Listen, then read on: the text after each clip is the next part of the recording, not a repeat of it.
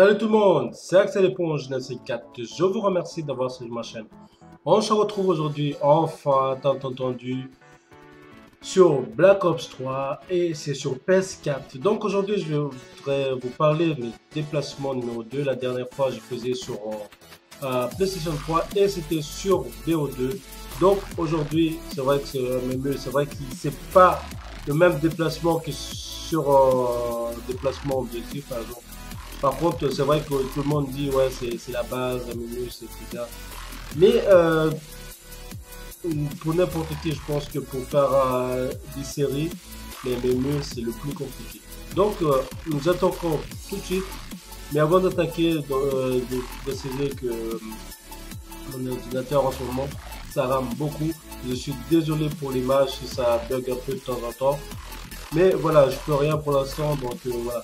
Mais avant tout, je vous invite aussi à cliquer sur like et puis faire partager comme vous avez souvent l'habitude. Et pourquoi pas pour les gens qui viennent regarder cette vidéo, s'abonner qui n'est pas encore abonné à ma chaîne. Donc pourquoi pas s'abonner et puis rejoindre ma communauté sur Twitter et Facebook. Donc maintenant, on va attaquer sur les déplacements. Donc vous avez vu, pardon, excusez-moi. Vous avez vu dès le début que je viens pas du tout dans le middle, entre autres dans le milieu en français. Et puis, je choisis pas n'importe quelle arme. C'est vrai qu'en ce moment, les KN, c'est vraiment baissé par rapport à la mise à jour. Mais vu que je viens de commencer, donc c'est évident que je prends un KN, et puis viseur laser, puis poignée avant et un chargeur à 34, c'est normal. Enfin, pour moi, vu que je débute, donc vous m'en voulez pas, c'est juste une explication que j'aimerais vous transmettre. Et puis voilà, vous avez vu que voilà, c'est un petit geste qu'il faut apprendre dès que vous franchissez l'obstacle. Essayez d'attendre, même si limite, on va dire, vous temporisez, c'est pas mal. Enfin, on va dire, c'est pas un reproche, hein, c'est Call of, le défi c'est quoi? C'est faire un maximum de kills et puis faire un maximum de séries de points. Donc le but c'est ça. Donc évitez de courir pour rien, vous mourrez, évitez d'aller revenir dans le milieu et pour vous faire buter facilement. Donc là avec le déplacement que je fais et puis le spawn, si vous avez la balle du spawn, évidemment c'est plus facile de contourner les ennemis. Vous avez vu là c'est vraiment très facile pour moi de contourner l'ennemi parce que je connais le spawn, je vois mes alliés ils sont on va dire à l'opposé comme je dis souvent. C'est vrai que je me répète, mais parce que la plupart d'entre vous me demandent encore, j'ai pas encore bien compris la précédente vidéo, donc du coup aujourd'hui j'essaie de m'expliquer du mieux que je peux, hein. C'est vrai que c'est pas vraiment facile d'expliquer les déplacements parce que chacun de nous on a notre façon de jouer, il faut l'avouer d'ailleurs. Donc voilà, là mes déplacements, on va dire c'est un déplacement de base, on va dire, c'est pas vraiment exceptionnel parce qu'il y en a qui ont une bonne peau, hein, qui fait double saut et bing avec deux ou trois shoots et ça y est, c'est fini. Et puis pour le nucléaire, c'est à peu près le même déplacement, hein. C'est que pour le nucléaire, on va dire c'est plus dur. Il faut avoir une bonne peau. Même si on a un bon déplacement, j'avoue que pour faire un nucléaire, si on n'a pas une bonne peau, c'est même pas la peine. Ça je l'avoue, j'ai déjà testé plusieurs fois. Pour l'instant, j'ai pas réussi sur Black Ops 3 parce que je viens de débuter il y a une semaine déjà, enfin on va dire une semaine tout juste sur Black Ops 3, enfin sur PS4. Parce que j'ai déjà joué sur PlayStation 3, hein. Vraiment j'ai acheté, je croyais que le jeu était au top sur PS3, mais je me suis trompé. Voilà, on va dire que c'est pas vraiment différent, hein. Mais c'est juste que quelques designs qui changent un peu, on va dire. Le graphisme pour moi c'est pas le sujet pour aujourd'hui.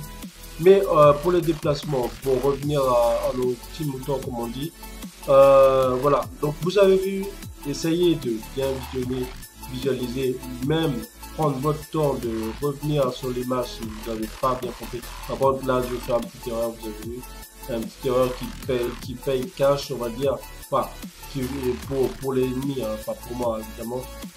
Mais pourtant, je savais qu'il était là, je savais qu'il allait revenir parce qu'il m'a tiré dessus avant. Et du coup, je me dis, bah, pourquoi pas continuer et faire semblant de partir pour revenir, mais ça n'a pas marché.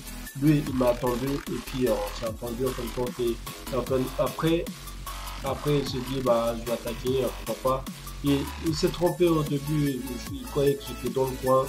Donc c'est un petit déplacement de rien du tout, mais ça aide beaucoup. Mais bon, j'ai pas saisi l'occasion. Je ne sais pas si vous avez remarqué le reflex que je fais souvent, le no-scope. Je vous avoue qu'il faut que vous entraînez énormément à faire ça parce que quand c'est au corps à corps, ça vous aide beaucoup, beaucoup, beaucoup. Franchement, ça vous aide énormément. Et c'est vrai que quand c'est corps à corps, des fois ça marche moins bien quand on a une seule barre de coup. Mais une fois qu'on a tout est vert, par contre là vous avez vu, j'ai le vu, hein. Franchement, pendant la vidéo, avant la vidéo, pendant la partie du gameplay, je l'ai vu, le temps de retourner, vu que aussi la sensibilité, c'est vrai que la sensibilité sur PS4, j'ai beaucoup baissé. Avant, je jouais à 14. Maintenant, je joue à 4, enfin à 5 pratiquement pour mieux viser. J'ai vu que j'ai eu meilleure précision quand je joue à... Par contre, quand on a l'habitude de jouer à 14, c'est vrai que c'est très très dur de baisser la sensibilité, mais il faut s'entraîner à ça parce que je vous avoue que la basse sensibilité, ça aide énormément au corps à corps aussi et ça aide aussi pour le tir à longue distance. Ça, déjà pour coup par coup, ça aide énormément, mais par contre c'est vrai que quand on a, on va dire surtout sur Black Ops 3 ou Advanced Warfare qui était avant, c'est vrai que pour suivre les ennemis sur le mur ou qui essaient de jumper sur le côté, c'est très très dur pour le suivre. Mais avec l'entraînement, ça peut se faire, ça redevient normal, quoi. Vous avez vu, là, j'ai même pas eu mal à le suivre. Et par contre, lui, avec son électrique, j'ai toujours détesté ça, par contre, l'électrique, là. Même quand il ne vous touche pas, une fois que votre allié l'est touché, et vous marchez dessus, bah, en même temps c'est piège, donc du coup bah, on se fait avoir souvent. Oh par contre je me suis volé le kill. Vous avez vu comment je suis précis. D'abord, premièrement, connaître le spawn, jamais revenir au milieu, faire le plus souvent contour, même si on fait qu'un kill par contour, c'est pas grave, au moins ça fait moins déjà on meurt moins et on fait plus de kills. Ben voilà, c'est juste une petite base que je reviens dessus pour vous dire, hein, pour les déplacements tactiques, perso. Et après, c'est à vous de voir. Mais j'espère que vous avez quand même liké cette vidéo. Et n'hésitez surtout pas à cliquer sur le pouce bleu au maximum et vous abonner et faire partager. Je vous dis à très bientôt pour une prochaine vidéo. Ciao, ciao!